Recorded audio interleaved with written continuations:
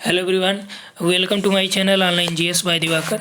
तो आज का हमारा टॉपिक है एग्रीकल्चर ज्योग्राफी यूनिट नंबर 6, जो नेट आरपीएससी कॉलेज लेक्चरर साथ ही साथ असिस्टेंट प्रोफेसर ज्योग्राफी के लिए बहुत ही महत्वपूर्ण है। इसमें सबसे पहले हम लोग देखेंगे कि हमें क्या पढ़ना है नेट के लिए, उसके सिलेबस में क्या क्या चीज़ें मेंशन की गई हैं। उसके बाद हम लोग इसमें थोड़ा सा इंट्रोडक्शन देखेंगे। और यदि आप इस चैनल पे पहली बार आए तो चैनल को सब्सक्राइब करके बेल आइकन को क्लिक कर लीजिए।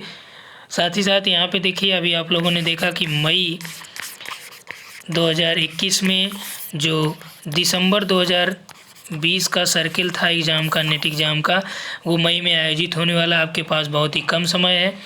यहाँ पर क्लासेज चल रही हैं। यदि आप ज्वाइन करना चाहते हैं तो इस नंबर पे व्हाट्सअप कर दीजिए। वहाँ पे नेट के लिए फर्स्ट पेपर और ज्योग्राफी की क्लासेज स्टार्ट हो चुकी हैं।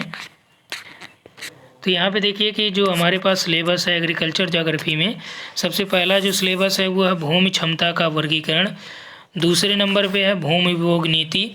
तीसरा है सस्य प्रारूप प्रतिरूप यानी क्रॉपिंग पैटर्न है। नेक्स्ट है सस्य संयोजन विधि, ठीक, यानी फसल संयोजन विधि, जिसमें हम लोगों को 3 लोगों की विधियां पढ़नी है, जिसमें बीवर महोदय की, डोई का, रफीउल्ला का, ठीक। विश्व और भारत दोनों के संदर्भ में हम लोग देखेंगे। इन विधियों का आधार देखेंगे, उसका डिटेल कंप्लीट डिस्कशन देखेंगे। साथ ही साथ यहाँ पे सस्य वैविध्यीकरण यानी फसल विविधीकरण भी यहाँ पे टॉपिक में है। नेक्स्ट है वान थ्यूनेन का भूमि उपयोग मॉडल, कृषि उत्पादकता का मापन और उनका निर्धारक तत्व तथा कृषि उत्पादकता की जो क्षेत्रीय विभिन्नता है उसके बारे में देखना है।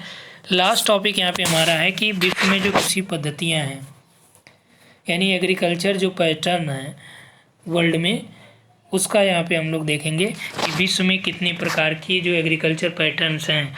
क्योंकि अभी कई जगह ये आपसे पूछा जाता है कि भूमध्य सागरीय कृषि किन पद्धति से होती है या कौन सी पद्धति कहाँ पे प्रचलित है, ठीक। इस तरह के प्रश्न आपसे परीक्षाओं में पूछे गए हैं।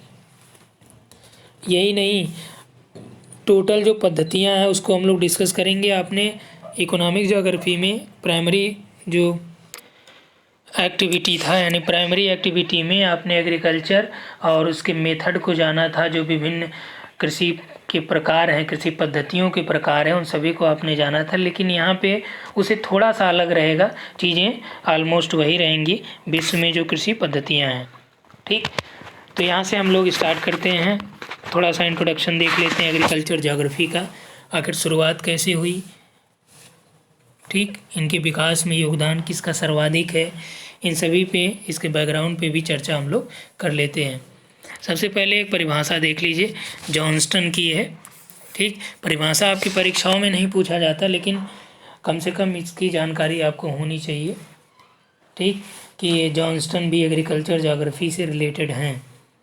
जॉनस्टन हैं, हिलमैन हैं, ठीक, बर्नहार्ड हैं, रीड हैं, एंड्री हैं, कुपिक हैं, ये सभी एग्रीकल्चर ज्योग्राफी से रिलेटेड हैं।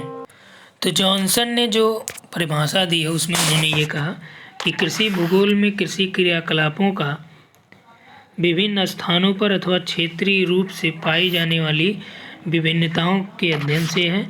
इसमें कृषिगत विभेद यानी कृषिगत जो विभिन्नताएं हैं उसका विवरण, साथ ही साथ उनकी व्याख्या भी इसमें सम्मिलित की जाती है। अर्थात कृषि भूगोल के अंतर्गत हम लोग कृषि के जो क्रियाकलाप हैं, साथ ही साथ जो कृषि में उनकी क्षेत्रीय विविधता है उसको, और कृषिगत जो अन्य विभिन्नताएं हैं उसका विवरण, और साथ ही साथ उनकी व्याख्या भी इसमें सम्मिलित की जाती है। किसमें? एग्रीकल्चर ज्योग्राफी में।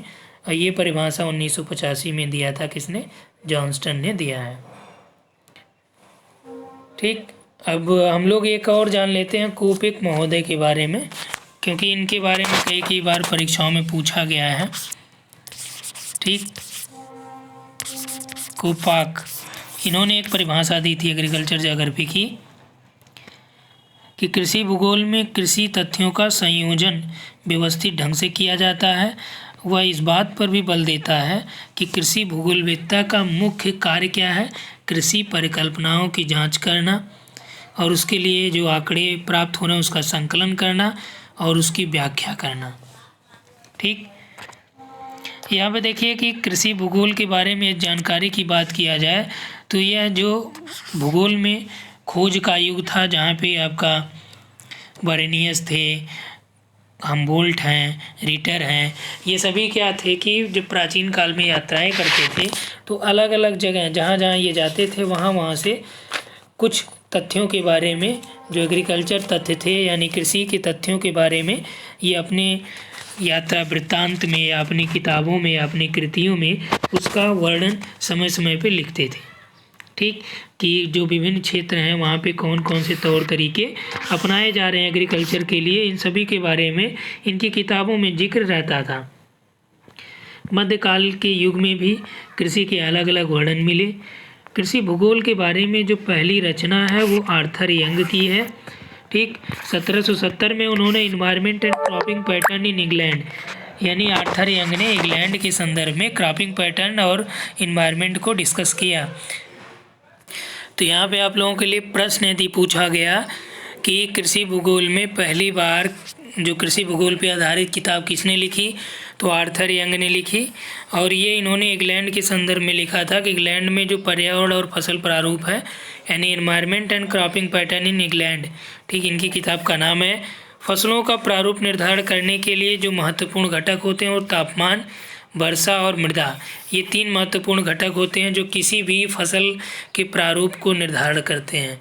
ठीक, यानी किसी भी स्थान पे कौन से फसल बोई जाएं या उगाई जाएं, फसलों की खेती की जाए, यह किसके द्वारा निर्धारित हो, वहाँ का जो टेम्परेचर यानी क्लाइमेटिक कंडीशंस उसके लिए जिम्मेदार होते हैं।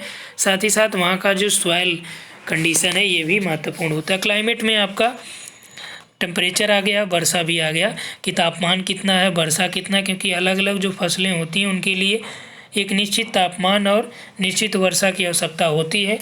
कई फसलें विभिन्न जो अलग मृदा में नहीं हो पाती, लेकिन वर्तमान में प्रौद्योगिकी और तकनीकी सुविधाओं का विकास इतना हुआ कि विभिन्न प्रकार के नए नए उर्वरकों का प्रयोग और हाइब्रिड बीजों का प्रयोग हो रहा है, जो किसी भी कृषि योग्य भूमि या किसी भी मिट्टी में उग सकते हैं। ठीक, अलग अलग डिफरेंट टाइप ऑफ जो क्लाइमेट कंडीशंस हैं उसमें भी वो ग्रो कर सकते हैं। कॉस्मॉस में हमबोल्ट ने दक्षिण अमेरिका की यात्रा की। दक्षिण अमेरिका की यात्रा के बाद उन्होंने अपना एक कृति या किताब लिखा जिसमें उसने दक्षिण अमेरिका और क्यूबा की भूमि उपयोग के बारे में डिस्कस किया था। ध्यान दीजिएगा, दक्षिण अमेरिका और क्यूबा के भूमि उपयोग के बारे में किसने डिस्कस किया, हमबोल्ट ने। उनकी किस कृति में ये वर्णित है, तो कॉस्मॉस में है। हमबोल्ट के ही समकालीन है स्वेंस महोदय, इन्होंने जर्मनी में पर्यावरण एवं फसल प्रारूप नामक किताब लिखी जिसमें इन्होंने फसलों के स्थानिक वितरण का विवरण प्रस्तुत किया।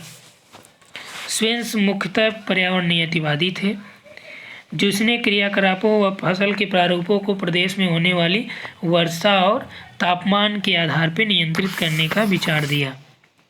यानी इसने किसके आधार पे दिया, टेम्परेचर और रेनफॉल के आधार पे बोला कि जो फसल प्रारूप है उसका निर्धारण होना चाहिए। ठीक, इसी के संदर्भ में एग्रीकल्चर ज्योग्राफी में जो कृषि भूमि उपयोग से संबंधित और फसल की गहनता से संबंधित पहला मॉडल आया, जिसमें वान थ्यूनेन का विशेष योगदान था। इसने ये पहला मॉडल दिया था जो 1826 में दिया, याद रखिएगा।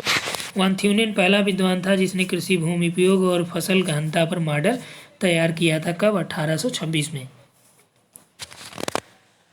इसका मुख्य ध्येय यानी वान थ्यूनेन का जो मुख्य उद्देश्य था कि जो उत्पादक पदार्थों की कीमतों की व्याख्या करना, अर्थात कि जो कीमत और बाजार भाव है वह किस भांति से एक खेत पर कृषि उत्पादकों को नियंत्रित करता है। ठीक, भूमि उपयोग सर्वाधिक विश्वसनीय विचलक यानी सबसे ज़्यादा महत्वपूर्ण वेरिएबल्स कौन सा है, तो ये आपका भूमि उपयोग है जो कृषि क्रियाओं के स्थानिक विभेदों को स्पष्ट करता है। प्रश्न ये पूछा गया है कि सबसे महत्वपूर्ण वेरिएबल्स क्या है एग्रीकल्चर ज्योग्राफी का, तो वो आपका क्या है, लैंड यूज़ पैटर्न है, यानी भूमि उपयोग सबसे ज़्यादा महत्वपूर्ण है। ठीक, इसी के संदर्भ में जसबीर सिंह हैं जिन्होंने एग्रीकल्चर ज्योग्राफी में हरियाणा का स्पेशली कृषि एटलस बनाया 1974 में। ये प्रश्न आपसे पूछा गया है कि हरियाणा का कृषि एटलस किसने बनाया, तो जसबीर सिंह ने बनाया। क्यों, ये हरियाणा से रिलेटेड है।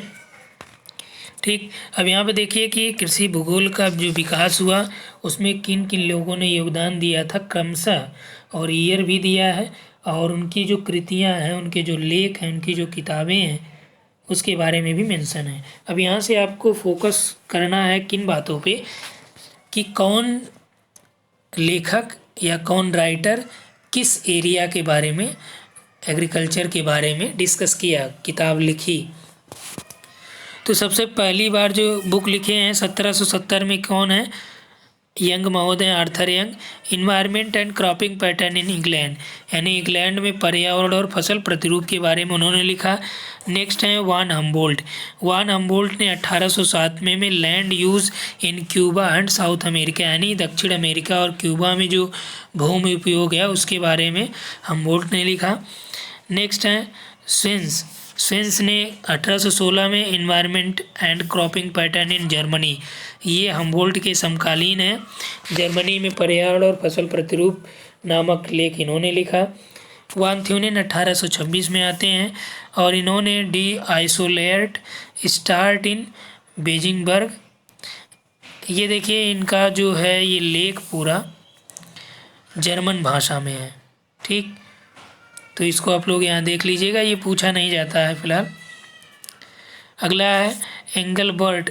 एंगलबर्ट हैं, ये इन्होंने 1883 में क्रॉपिंग रीजन, यानी crop regions of North America. प्रश्न आपसे पूछा जा सकता है कि उत्तरी अमेरिका का जो फसल प्रदेश है, शस्य प्रदेश है, उसका जिक्र पहली बार किसने किया था, तो एंजलबर्ट ने उत्तरी अमेरिका के शस्य प्रदेशों का पहली बार विभाजन किया, उसके बारे में बताया 1883 में।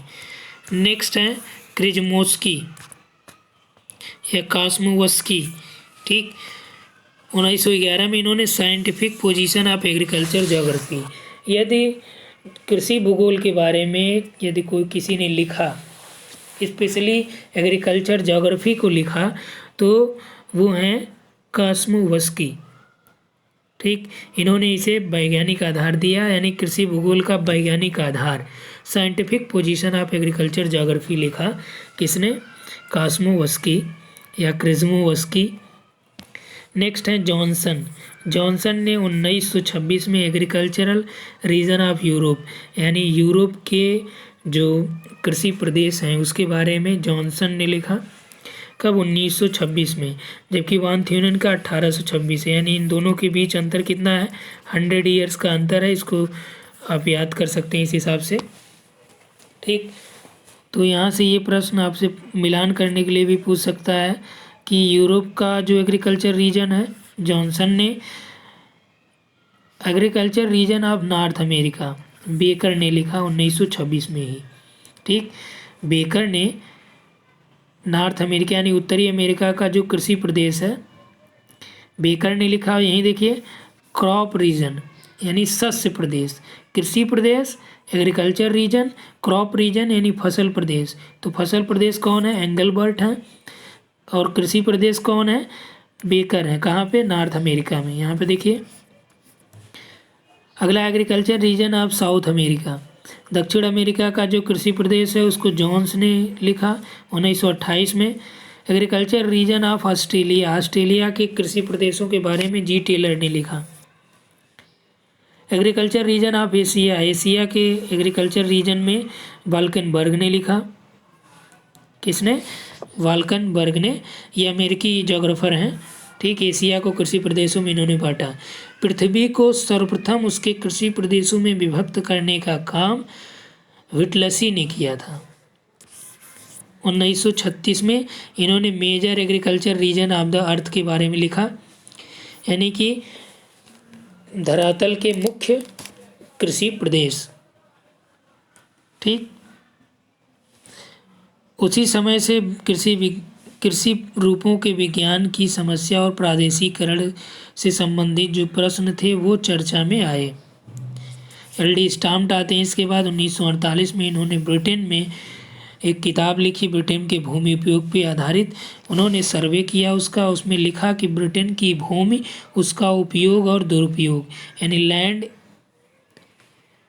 Of Britain, it's use and miss use, उपयोग और दुरुपयोग। ठीक, उसके बाद जेसी बीवर महोदय आते हैं 1954 में। इन्होंने crop combination in middle waste यानी पश्चिम मध्य एशिया या पश्चिम मध्य के बारे में इन्होंने उसके क्रॉप कम्बिनेशन के बारे में लिखा। किसने? बीवर ने।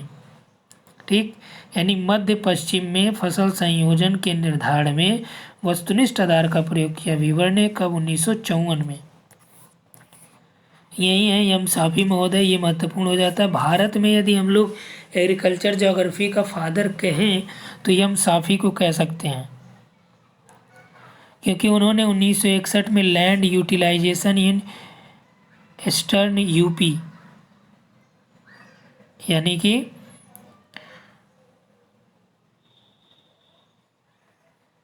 पूर्वी उत्तर प्रदेश, ईस्टर्न यूपी का जो लैंड यूटिलाइजेशन है, भूमि उपयोग है, उसके बारे में लिखा। किसने? एम साफी महोदय ने लिखा, एम साफी ने लिखा, पूर्वी उत्तर प्रदेश में भूमि उपयोग।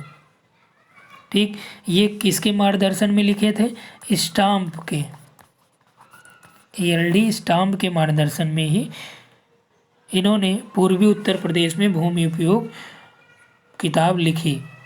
आगे आते हैं कोपक महोदय। कोपाक 1964 में agriculture atlas of England, Wales and Scotland, England, Wales और स्कॉटलैंड यानी कह सकते हैं ग्रेट ब्रिटेन का जो एग्रीकल्चर एटलस है उसको किसने लिखा? कोपक ने। कुस्त्रोविकी ने 1964 में agriculture typology of the world,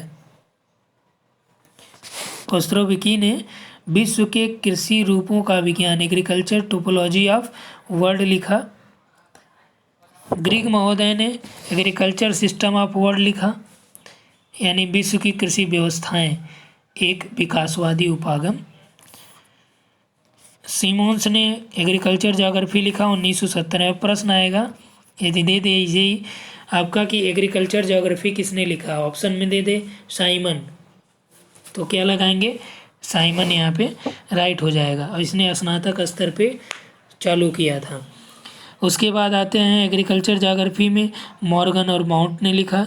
Majid Hussain sir का एग्रीकल्चर ज्योग्राफी है 1979 में, महत्वपूर्ण है ये। जे सिंह और ढिल्लन ने 1990 में एग्रीकल्चर ज्योग्राफी लिखा। इसको उन्होंने विश्वविद्यालय स्तर पे यानी भारत के विश्वविद्यालयों में इसे अप्रूव्ड भी इन्होंने करा लिया, यानी ढिल्लन और सिंह ने। राइट, क्लियर हुआ इतना? अब यहाँ पे देखिए कृषि के कुछ टाइप्स हैं, उसको देख लीजिए। और यहाँ से कभी कभार आपसे प्रश्न पूछ दिया जाता है, वैसे प्रश्न यहाँ से बनता नहीं है। ठीक, तो एग्रीकल्चर के टाइप कुछ विभिन्न आधारों पे हैं। नंबर 1 आपका जल की प्राप्ति के आधार पे है, 2 नंबर पे भूमि उपलब्धता, और 3 नंबर पे कृषि उत्पादों के आधार पे। जल की प्राप्ति के आधार पे सबसे पहला तर खेती होती है। ये कॉप मिट्टी में होती है, एक प्रकार से दोमट मिट्टी भी कह सकते हैं। क्योंकि यहाँ पे क्या होता है, रेनफॉल मैक्सिमम होता है, 200 सेंटीमीटर के आसपास होता है। ये भारत में पूर्वी हिमालय, दक्षिणी बंगाल, मालाबार तट पे ये बिना सिंचाई के यहाँ पे गन्ना चावल की उपजें उत्पन्न होती है, इसीलिए ये सस्ता होता है। ठीक, क्योंकि फसलों को जल की आवश्यकता इसमें नहीं होती तर खेती में। ये भारत में ही नहीं बल्कि उत्तर पश्चिमी यूरोप, उत्तर पूर्वी दक्षिण अमेरिका, इंडोनेशिया, श्रीलंका, मलेशिया, दक्षिण पूर्वी एशिया में एग्रीकल्चर ये होता है। आर्द्र खेती की बात करें तो आर्द्र खेती इसके अंतर्गत जो कृषि योग्य भूमि है वो सबसे ज़्यादा है, सबसे ज़्यादा कृषि योग्य भूमि इसी के अंतर्गत आती है, जिसमें कॉप मिट्टी और काली मिट्टी दोनों शामिल है। यहाँ पे जो रेनफॉल होता है वो 100 से लेकर 200 सेंटीमीटर के आसपास होता है। और यह जो खेती है विशेष प्रकार से मध्यवर्ती गंगा का मैदान मध्य प्रदेश आदि में होती है, और यहाँ पे केवल 2 फसलों का प्रोडक्शन हो पाता है। ठीक, तीसरा जो टाइप यहाँ पे है सिंचाई के द्वारा खेती। ठीक, ऐसी खेती जो सिंचाई के द्वारा होती है, तो सिंचाई वहाँ पे होती है जो मानसूनी प्रदेश और अर्ध शुष्क प्रदेश होते हैं, वहाँ पे सिंचाई के द्वारा खेती होती है, जहाँ पर रेनफॉल 50 से लेकर 100 सेंटीमीटर होता है, जिसमें गेहूँ, चावल, गन्ना आदि उपजें उपजाई जाती हैं, जिसमें आपका मिस्र, Iraq, Iran, USA, Mexico, Australia आदि में ये एग्रीकल्चर होती है। नेक्स्ट जो है आपका सूखी खेती, इसमें वर्षा 50 सेंटीमीटर से कम होती है और इसमें गहरी जुताई होती है, क्योंकि वर्षा कम होती है तो गहरी जुताई करने पे नमी जो है बरकरार रहती है। ठीक, नेक्स्ट यहाँ पे देखिए भूमि उपलब्धता के आधार पे तो दो टाइप होती है, गहरी खेती होती है, ये वहाँ पे होती है जहाँ पे जनसंख्या बहुत ज़्यादा होती है और एग्रीकल्चर के लिए भूमि बहुत कम होता है, तो वहाँ पे क्या होता है, गहरी खेती होती है। गहरी खेती का मतलब ये होता है कि वहाँ पे एग्रीकल्चर को, चूँकि वहाँ पे लैंड कम है एग्रीकल्चर लैंड, तो यहीं पे बहुत ज़्यादा बार खेती होती है। जैसे अपने यहाँ 2 बार होती है, तो यहाँ पे 2 से अधिक बार एग्रीकल्चर करते हैं और मैक्सिमम प्रोडक्शन इनका मुख्य ध्येय होता है, इसलिए यहाँ पे विभिन्न प्रकार के उर्वरक आदि का उपयोग बहुत ज़्यादा करते रहते हैं, जिसमें चीन, जापान, ब्रिटेन आदि हैं। दूसरा जो टाइप है भूमि उपलब्धता, तो वो आपका विस्तृत खेती है। यहाँ पे क्या होता है कि जनसंख्या के अनुपात में जो खेती योग्य भूमि है वो ज़्यादा रहती है। ठीक, इसीलिए यहाँ पे विस्तृत खेती होती है और यहाँ पे मशीनीकरण यानी मशीनों के द्वारा खेती होती है, जैसे यूएसए, अर्जेंटीना, ऑस्ट्रेलिया, कनाडा, रूस, ये सभी आते हैं इसमें। अगला कृषि उत्पादों के आधार पर जो एग्रीकल्चर होता है, तो इसमें आपका बागाती कृषि है और फल व सब्जी कृषि। बागाती कृषि ये उष्णकटिबंधीय देशों में होती है, जहाँ पे चूँकि उपयुक्त जलवायु वहाँ पे पाई जाती है और ये बागानी कृषि इसे कहा जाता है इसीलिए। ठीक, इसमें आपका गन्ना, रबड़, कहवा, कोको आदि आते हैं। ये फिजी, मॉरिशस, ब्राज़ील, दक्षिण अफ्रीका, दक्षिण पूर्वी एशिया आदि में होती हैं। दूसरा जो टाइप है वो फसल और सब्जी के लिए एग्रीकल्चर है। ये क्या होता है, इसमें नगरों के समीप जो क्षेत्र होते हैं वहाँ पे फल और सब्जियों का उत्पादन बड़े पैमाने पे होता है, क्योंकि बाज़ार वहाँ पे नज़दीक होता है, यातायात सुविधाओं का भी विकास होता है। ये प्रायः संयुक्त राज्य अमेरिका के कैलिफोर्निया वैली में हो गया, फ्लोरिडा हो गया, अटलांटिक के जो तटीय राज्य है वहाँ पे, या अन्य भारतीय राज्यों में भी जो सिटी हैं, सिटी के आसपास के क्षेत्रों में ये एग्रीकल्चर होता है। ठीक, एग्रीकल्चर के अन्य टाइप में देखिए 3 टाइप हैं। एक आपका झूमिंग कृषि होता है, इसको हमने बताया ही है इकोनॉमिक ज्योग्राफी में। ठीक, कि झूमिंग कृषि क्या होता है, अलग अलग जगह इसका अलग अलग नाम होता है। और इसमें क्या होता है कि एक जगह खेती कर जो आदिवासी जनजातियां हैं वो वृक्षों को काट देती हैं, काटने के बाद यहाँ पे एग्रीकल्चर करती हैं। कुछ समय बाद जब यहाँ की भूमि ख़त्म हो जाती है, उर्वरा शक्ति यहाँ की ख़त्म हो जाती है भूमि की, तो ये क्या हो जाते हैं, पलायन कर जाते हैं, स्थानांतरण कर जाते हैं दूसरी तरफ। ठीक, ऐसे ही एग्रीकल्चर करते हैं, इसीलिए इसको स्थानांतरणशील एग्रीकल्चर या खेती कहा जाता है। इसको अलग अलग देशों में अलग अलग नामों से जाना जाता है। ठीक, ब्राज़ील में इसे रोका कहते हैं, वियतनाम में इसे डे कहते हैं, मैक्सिको में इसे मिल्पा कहते हैं। ठीक, अफ्रीका में कांगो गणतांत्रिक जो गणराज्य है, कांगो प्रजातांत्रिक गणराज्य, वहाँ पे इसे मसूलो कहते हैं। ठीक, ग्वाटेमाला और जाम्बिया में भी मितपा कहा जाता है, श्रीलंका में चीना कहते हैं। इंडिया के संदर्भ में अलग अलग नाम है, एमपी और छत्तीसगढ़ में इसे बेवार कहते हैं, एमपी और छत्तीसगढ़ में।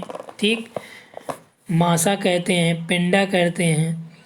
केरल में इसे पूनम कहा जाता है। ठीक, पूनम या ओणम कहा जाता है। आंध्र प्रदेश और उड़ीसा में इसे पोंडू कहा जाता है, असम में इसे झूम कहा जाता है, राजस्थान में वालरा और चिमाता कहा जाता है, वालरा और चिमाता। ठीक, एग्रीकल्चर को राजस्थान में। सीढ़ीदार कृषि दूसरा टाइप है। तो यहाँ पे क्या है, ये जो खेती होती है विशेषकर पहाड़ी जो निवासी होते हैं वो पहाड़ों की ढालों पे करते हैं। इसमें आपका चावल, चाय, आलू, मिर्च आदि पैदा करते हैं। ये श्रीलंका, इंडोनेशिया, उत्तर पूर्वी भारत और हिमालयी ढालों पे, थाईलैंड में, जापान में ये एग्रीकल्चर होती है सीढ़ीदार। नेक्स्ट है मिश्रित कृषि। तो मिश्रित कृषि में क्या होता है, यहाँ पे भूमि पे जो खेती करने वाली भूमि होती है वहाँ पे न केवल फसलें बल्कि पशु भी पाले जाते हैं साथ साथ, तो उसे क्या बोला जाता है, मिश्रित कृषि या मिक्स्ड एग्रीकल्चर। ठीक, मिक्स्ड एग्रीकल्चर। यहीं यदि बोल दे कि मिक्स्ड क्रॉप यानी मिश्रित फसल, तब वो क्या हो जाएगी कि जो गेहूं के साथ सरसों या मटर के साथ सरसों यानी एक साथ दो फसलों का जो बोया जाना वो क्या होता है, मिक्स्ड क्रॉप या मिश्रित फसल होती है। ठीक, तो यहाँ पे देखिए इस वीडियो में हम लोग इतना ही देखेंगे, आगे फिर नेक्स्ट देखेंगे जिसमें हम लोग भूमि क्षमता के बारे में डिस्कस करेंगे। Thanks for watching.